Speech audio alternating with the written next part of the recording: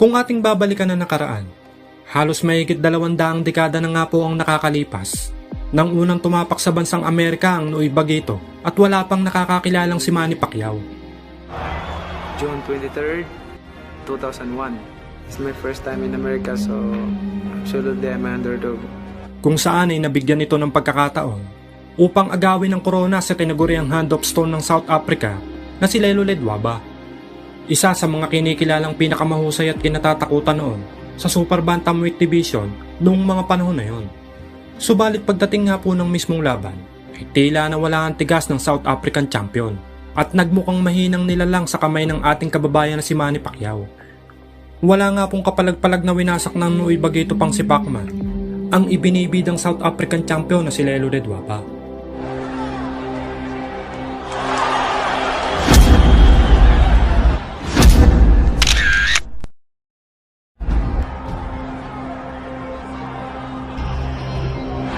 At matapos nga po ang impresibong panalo kontra sa Afrikano, ay dito na nagsimulang bumabong ang karera ng ating bida. After that fight, change na. Sunod-sunod ang kanyang mga naging panalo sa laban at lahat ay puro knockout. Kaya naman, ganun din kabilis pumutok ang pangalan nitong si Pacquiao sa mundo ng boxing.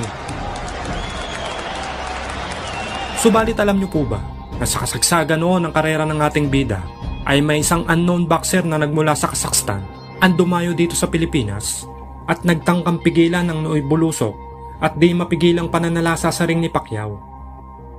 Sa tindig at posturo pa lang ng dayong kalaban ay kita mo ng matapang at palaban dahil kilala rin ng mga Kazakhstan boxer na hindi umaatras sa laban. Patay kung patay, matira ang matibay. From Kazakhstan, and let's give a warm Philippine welcome for Serikzan Yeshmagambetov. Kaya naman panoorin natin ang makapigil hiningang bakbakan ng dalawang fighter. Simulan natin sa round 1. Pacquiao is a southpaw. Very rangy itong kalaban ni Manny Pacquiao. He is known as a technician, very durable daw ito. それの前にルネタ公園っていうのがあるんですよ。 Serik. そこずっとその使ってるんですね。さあ、試合が始まっています。マニー・パッキャオ、セリクザン・エシャマン・ベトフ、現地の実況が入ってしまっています。ご了承いただきたいと思います。今背中を見せていますのがカザフのイエシャマン・ベトフです。まあサウスポーの方がその世界チャンピオンのパッキャオですね。まあなんといっても見るべきはこの攻撃力、マニー・パッキャオ。おお、カザフ。セリクザン・イエシャマン・ベトフ。右ボディーブローです。上からの映像です。たまにはいいんですが、こう続いてしまうとちょっと見づらいところもあります。おお、インサイドが入りました。右、マニー・パッキャオ。パッキャオは現在のタイトル3度目の防衛まで来ています。そして4度目の前に一つ左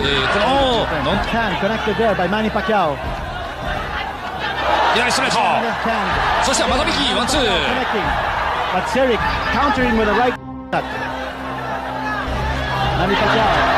スピードありますね、浜さん。こういったやり方になるとパッキャオ本来の持ち味ですね。入っていってですね、それがまた連続して打つんですね。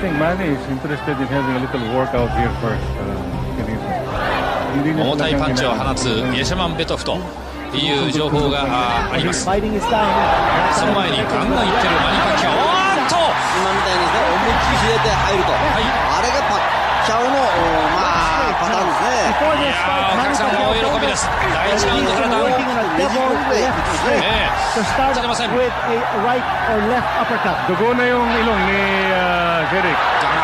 こうやって左を込めてねじ込むぐらいですね。そうですね。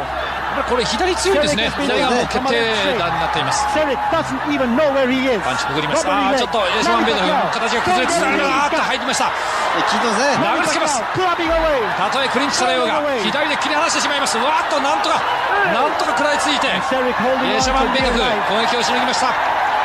さらにうわ今日のマニー・パッキャオはいつも以上にアグレッシブです。ここでゴングです。あっという間の3得点。第1ラウンド終了しました。ダウンがあります。この試合はハイライトでご覧いただいています。2ラウンド割愛させていただきます。第3ラウンドに入りました。勢いとしましては小泉さん2ラウンドも一緒だと。マニア・パッキャオ、とにかくもう左を中心に攻め込んできます。落ち着いた表情を見せています。イェシャマンベトフもいますが、まだまだ勢いはパッキャオにあり、あまりにも会場が大きいので大きなビジョンも用意されています。これは当然の計らいかとは思いますけれども、公園全体を使っているようなそんなところです。左ストレート、もう一回いきます。とにかく左中心。パッキャオの浜さん、攻略法として右左とします。どういう攻略法がまず思い浮かべます？パッキャオに対して振りが大きいですからね、雑なんですね。ですからディフェンスも、今攻撃がディフェンスになってるわけです。これはなってますけど、パッキャオが打っていくところというのは迫力あるからみんな打ち返せないですけど、向こうはある意味で目のいい選手だったら打ち込めそうなところあるんですよね。とにかく勢いはどの選手を迎えてもご覧のような勢いを出します。だっていつもより若干攻撃的にも見えるんですが、先ほど第1ラウンドにはすでにもうダウンを1つ奪っています。もう小泉さん、このパッキャオというのはタイトル取る前からずっとこうなんですか？もうこのボクシングですね。じゃあもうかなりの勢いを、持ってデビューして、そしてチャンピオンに上り詰めたわけですね。ルイス・デスピノサがそのチャンピオンの時ですね、一緒によく練習したこともありますし、そうなんですか。カルロス・リオスとの5度よ太平洋タイトルマッチしたことありますね。じゃあ小泉さんはそれこそ本当によくご存知なわけで、ただ、そのよく打たせるんですよ、練習ではね。そのパンチはあるんですけどね。練習でかなり、そうですか。という今の左打ちます。低く滑るように入ってきました。カザフのセリクザン、イェシャマンベトフ。ママさん、このイェシャマンベトフどうですか？いや、やっぱり1回目にダウン取られましたからね。それからずいぶん回復はしてきてるところがありますけど、ある意味では飲まれてるところあるんですよね。また続きます。その前に浜田さん、いやーとなんかおっしゃりかけましたね。それは何を言おうとしたんですか？とてもレジャバに勝てないだろうと思ってたんです。レジャバ評価高かったですもんね。ところが八方破れの左ストレートがですね、ものの見事に当たりましたもんね。八方破れマニー・パッキャオ、第4ラウンドです。スタイルはこのノンタイトル戦でも一緒です。まさか3階級上げて体力通用すると思わなかったですね。そうですね。全く違和感ないですもんね。むしろ体重上げて一段と体力つきましたね。なるほど。本人にとっては良かった。ですからスーパーフライ、さらにはバンタム、スーパーバンタム3階級上ってるわけですね。上がってるわけですね。例えばですね、この選手の技術的欠点っていうのはですね、右のジャブ出した時に左のグローブっていうのは顎の横につけないといけないじゃないですか。ジャブ出した時に外側行ってもう真ん中開いてしまうんです。それがフライ級の時から治ってないんです。そうそう。あと右がパーカット、今打ちに行ってるところですよね。マニー・パッキャオなんとダウン。真ん中ストレートきましたね。その前に小さな一発もありました。そしてついにダウン、右をもらってしまいました。攻撃してるところはああいうところがあるんですね、パッキャオの場合は。今小泉がちょうどおっしゃっていたそんなところでしょうか。右を出した時に逆の手でですね、自分を守ってないんですよ。防御してないんですよ。はい、チャンスですね。さあ攻め込まれています。これは大変なことになりました。これはタイトルかかってませんけどもね、大事ウエイトも上がってるわけですけれども、これはちょっとそのチャンピオンの名前に傷がつきますね。まだ十分時間あります。さあこれからがセリクザン・イェシャマンベトフ、力の見せ所です。ボディブのそのイェシャマンベトフ、言い忘れましたけども顔が随分腫れております。この左をいっぱいもらってます。お左当たりません。まだ効いてるんでしょう。当たればパンチも強いですよ。振りは速いですからね。そうですか。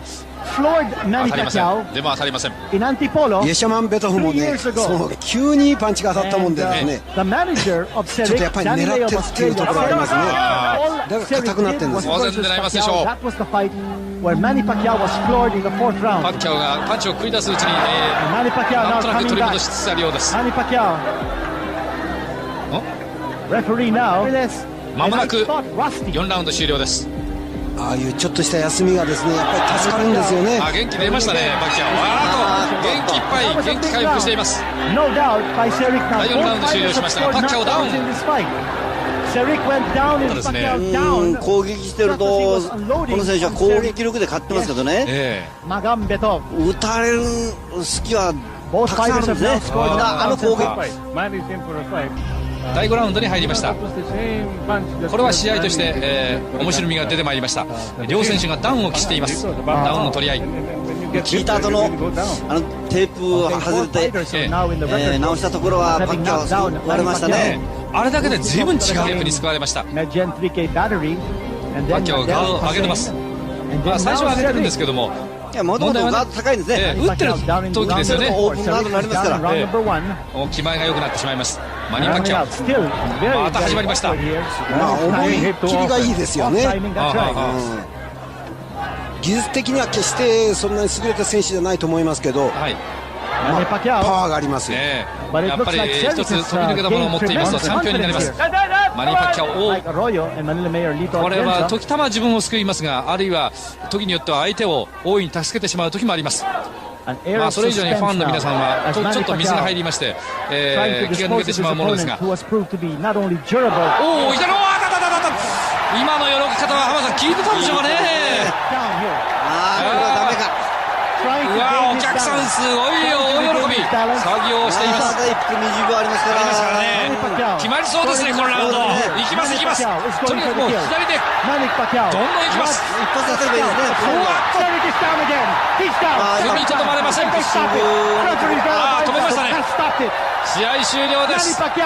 もうこれ以上やっても勝負ありだということでしょう。ラウンドラウン。Isa na nga po sa mga pinakamagandang naging laban ni Boss Manny at masasabing isa sa mga pinakamaksyong labang dumaan sa kanyang boxing career ay ang naging unang laban niya kontra sa legendary Mexican fighter na si Juan Manuel Marquez, na kung saan nga ay 3 beses ngang pinatumba ni Boss Manny sa round 1.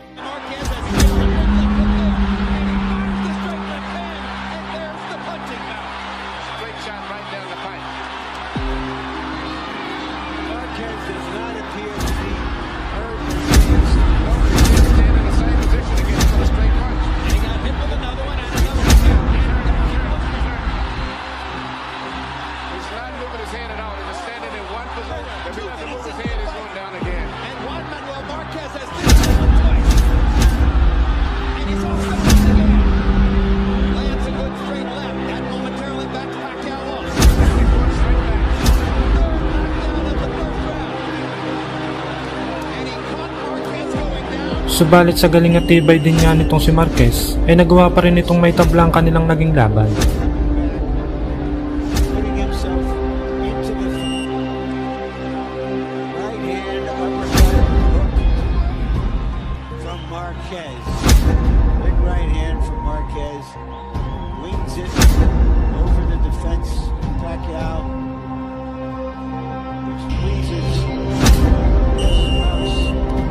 December 10, 2004, sa taon ding iyon, ay napalaban naman ang ating pambansang kamao na si Boss Manny sa tinaguriang destroyer ng Pinoy boxer ng bansang Thailand na si Narongrit Pasatpirang o mas kilala sa bansag na 3K Battery. Paglalabanan nila ang IBF Featherweight Title Eliminator at ang Ring Magazine Featherweight World Title. Ang kanilang laban ay ginanap sa Home Depot Court sa Taguig City.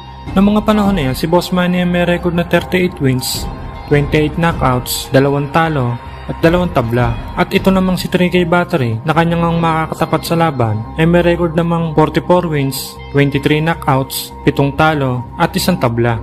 At parang nga po sa hindi nakakaalam, ito pong si Narongrit Pasatpirang o mas kilala sa bansag na 3K Battery ay ang tumalo sa 22 nating kababayang Pinoy boxer. Kaya naman, upang matuldukan at may paghiganti na rin ng ilan nating kababayang Pinoy na kanyang nabiktima, ay pinatikim ni Boss Manny ng isang pangwakas na ultimatum na talaga namang nagpaangat at nagpawala ng ulirat nitong Thai boxer. Ay, dito. At nakita mo, no? Yung dalawang paa, umangat yung dalawang paa from the canvas. That form of Manny Pacquiao was when he delivered the angkat. At saka yung power. Umangat yung dalawang paa from the canvas, and you rarely see that in a boxing fight, not unless you see a Mike Tyson inside the ring. First round ay nagpamalas na agad itong si Boss Manny ng mga umatikabong mga banat na talaga namang iniinda nitong Thai boxer. At dahil nga alam ni Boss Manny ang mga Pinoy na nabiktima nitong si 3K Battery, ay maingat na nagbibitaw ng mga suntok ang ating pambato na si Boss Manny. Mahirap na nga naman ba? Baka matsambahan pa. Ang plano niya is to be able to start unloading mga 4 or 5 rounds kung tatagal yung laban. Ito, nakikita natin ang highlights itong bakbakan na ito. Manny Pacquiao trying to tee off itong against the Pasong Pirang. Hindi niya mailanding yung mga suntok niya kasi si Pirang has this tendency to move forward. Sumusunod siya, thereby nawawala yung angle doon sa mga gusto punches ni Manny. That was the first step ruled by Coach rather by itong si...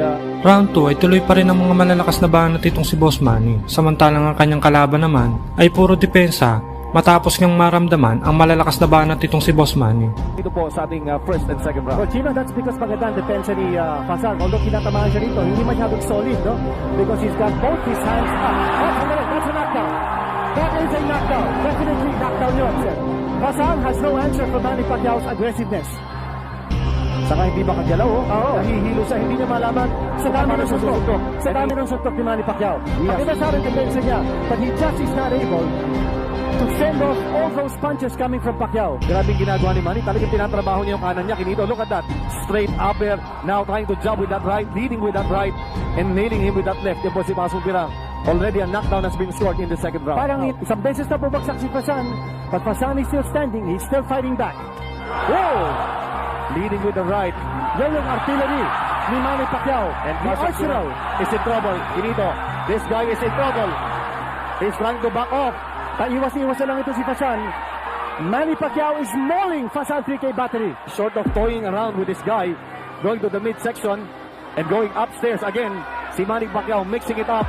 He nails him with that right of his. Alam mo, he goes to the body. Grabe ang variety, Kinito. You have to give it to Fasan, ha? He's very courageous. Ito, lumalaban pa, no? Sa dami ng mga suntok na tinanggat. This is the highlights. Tama yung kanan tumama. Right hand, yes. That was the right hand. Again, the right to the forehead. And that staggered and sent ito pong si Pasong Pirang. Pero combination niya, makita niyo ulit. Yung jab, which looks like more of a straight. And then, ayun, tumama yung left. Sa round 3 ay halos saluhin na lang nitong Thai boxer ang lahat ng suntok na ipinupukol ng ating pambansang kamao na si Boss Manny. Ito back dito sa ating bout. Round number 3. Manny Pacquiao trying to measure. Ito si Pasong Pirang with his right lead. Going up and down. Manny Pacquiao measure with the left. Ito si Pasong Pirang. Got big dito. Well, he got rocked that time. Pero matibay din dito. Nakikita ko. Nasasalo niya yung mga suntok. Now whether he's able to withstand the punishment. Chino, para pinasusuntok niya lang si Manny. But here is Fasang absorbing a lot of punishment. And Manny Pacquiao getting a good workout dito sa first 2 rounds. Talaga. At sabi ni Manny, Olita, sayo pa to. It's a 12-rounder. Pero matibay itong Fasan. He has been able to take a lot of those punches. He went down once in round number 2. Trying that right upper ngayon. But Manny gets tagged with that left by Pasong Pirang. Both fighters again fighting out of the southpaw stance. So ayun, tumama. At bago nga matapos ang huling minuto ng round 3, bumagsak muli ang tinaguriang destroyer ng Pinoy boxer. He went down. Yes, tama yun. Walang fighter to be saved after the bell and another knockdown scored by Manny Pacquiao. Pero dapat si referee Estrella hindi ko pa nakikita yung sustained attack ni Manny Pacquiao sa katawan. It's been all head so far. At wala pa tayong nakikitang assault by Manny Pacquiao sa katawan ni Fasan 3K Battery. Saka pansin mo yung kaliwa niya, bihira niyang binibitawan. Pag napatikit lang siya, but it's all been the right doing the work. Sabi kasi ni Manny Pacquiao kanina. Sa round 4 ay bibilib ka rin nga naman sa puso at tibay nitong Thai boxer. Dahil sa dami na nga ng mga suntok na sinalo nito galing dito kay Boss Manny, ay nakatayo pa rin at handa magpakamatay sa kanilang laban.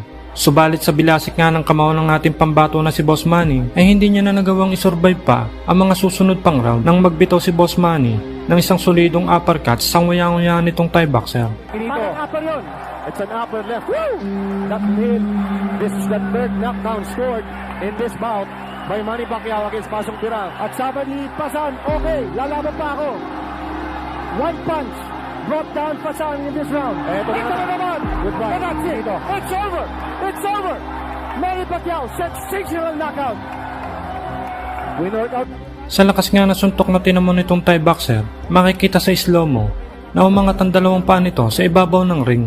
Kanan, ito yung kanan, tapos ito na, pag nakita niya magtatago sa kanan, uli, ayan, natitigil ng kanan, ito yung kanan, ang ganda ng timing dito, at nakita mo, no, yung dalawang paa, umangat yung dalawang paa, so nagano ba? Dito nga ay tinanghal ng panalo si Boss Manny by a knockout.